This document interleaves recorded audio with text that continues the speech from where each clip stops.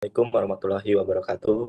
Alhamdulillah, assalatu wassalamu ala asyrofil anbiya'i wal mursalin, Sayyidina Muhammadin wa ala alihi washabihi ajma'in. Amma ba'du. Puji syukur mari kita panjatkan kepada Allah Subhanahu wa taala yang mana pada kesempatan kali ini kita masih diberikan kesempatan untuk berkumpul dan bersilaturahmi dalam agenda pemaparan naskah publikasi dari hasil pengabdian masyarakat kelompok KKN reguler 049 yang bertepatan di Padukuhan Deder Kulon. Baiklah, hadirin sekalian, kami kelompok 49 membawa tema optimalisasi edukasi partisipatif sebagai strategi pencegahan stunting di Deder Kulon. Namun, pada naskah publikasi kami membawa judul sebuah turunan dari tema yaitu edukasi partisipatif sebagai upaya peningkatan pengetahuan masyarakat dalam pencegahan stunting di Padukuhan Deder Kulon. Nah, sebelum itu saya izin memperkenalkan terlebih dahulu bahwa di dalam kelompok KKN reguler 049 ini ada dosen pembimbing lapangan dan anggota kelompok. Dosen pembimbing lapangannya sendiri itu bernama Apoteker Puguno Piarsito, MSc, PhD. Sedangkan anggota kelompok yang terdiri dari 10 orang, pertama itu Dimas Brahmana, yang kedua Tira Siti Nur Aziza, yang ketiga Jessica Ruth Modesti, yang keempat Nadira Risma Wardah, yang kelima Adina Sasi Adiani, yang keenam Kansa Ramadhani, yang ketujuh Bagus Prasetyo, yang kedelapan Aditya Dwi Atmaja, yang kesembilan Pramudito Arya Nugraha Fadila, yang kesepuluh Andre Wahyu Kurniawan.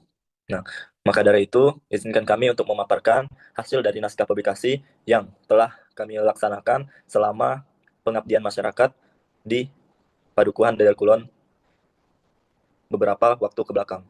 Mungkin dari slide selanjutnya bisa dijelaskan oleh teman kelompok saya, dipersilahkan.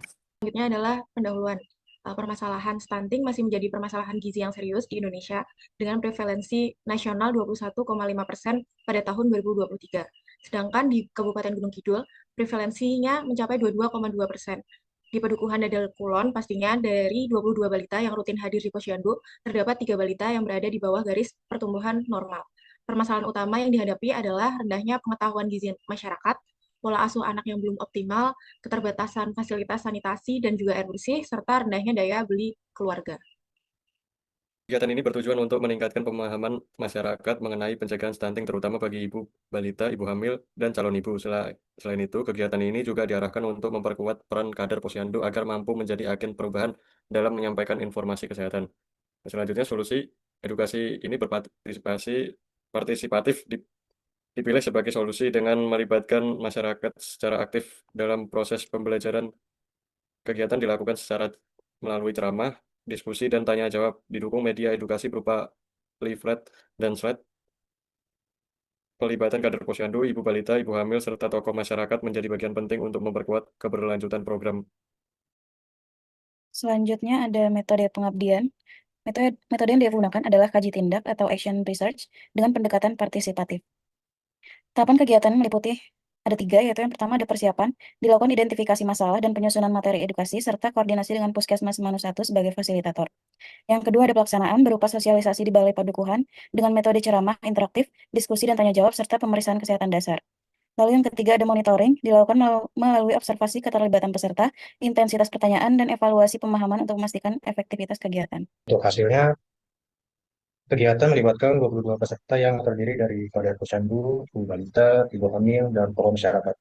Hasil kegiatan menunjukkan adanya peningkatan pemahaman tentang gizi seimbang, gizi eksklusif, serta pentingnya seribu hari dalam kehidupan. Kegiatan ini melibat 22 peserta yang terdiri dari kader posyandu, ibu balita, ibu hamil, dan tokoh masyarakat. Hasil kegiatan menunjukkan adanya peningkatan pemahaman tentang gizi seimbang, ASI eksklusif, serta pentingnya 1000 hari pertama kehidupan. Kesadaran masyarakat untuk memanfaatkan pangan lokal sebagai sumber gizi yang murah namun bergizi tinggi juga meningkat. Selain itu, kader posyandu menunjukkan inisiatif untuk meneruskan informasi kepada warga lain dalam forum posyandu berikutnya yang menandakan adanya potensi keberlanjutan program. Selanjutnya, kegiatan edukasi partisipatif ini memberikan suasana belajar yang interaktif, di mana peserta terlibat aktif dalam diskusi dan tanya jawab.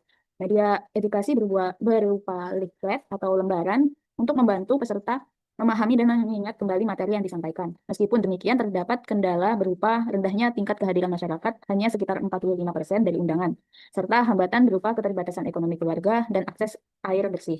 Kegiatan juga belum dilengkapi dengan evaluasi kuantitatif, sehingga capaian peningkatan pengetahuan hanya dapat dilihat secara kualitatif.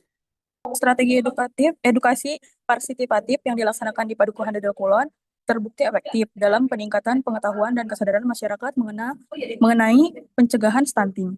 peserta, khususnya ibu balita dan ibu hamil, mulai memahami pentingnya gizi seimbang, ASI eksklusif, serta peran 1000 hari pertama kehidupan.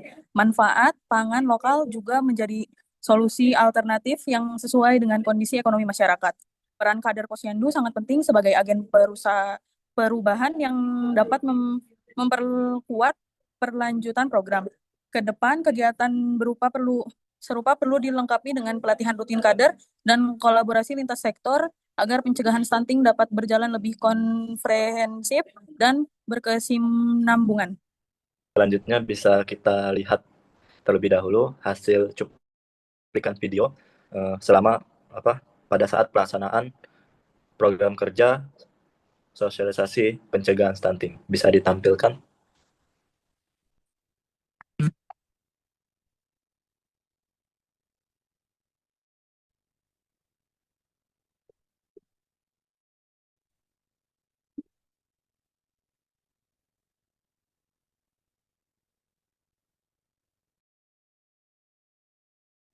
Baiklah, demikian presentasi yang dapat kami sampaikan. Terima kasih kami haturkan kepada Allah Subhanahu wa taala atas limpahan rahmat-Nya dan kepada Direktorat Riset Pengabdian Universitas Muhammadiyah Yogyakarta atas bimbingan dan dukungannya, serta kepada masyarakat dan tokoh masyarakat serta perangkat padukuhan serta kepada mitra pengabdian KKN yang telah berkolaborasi dengan baik.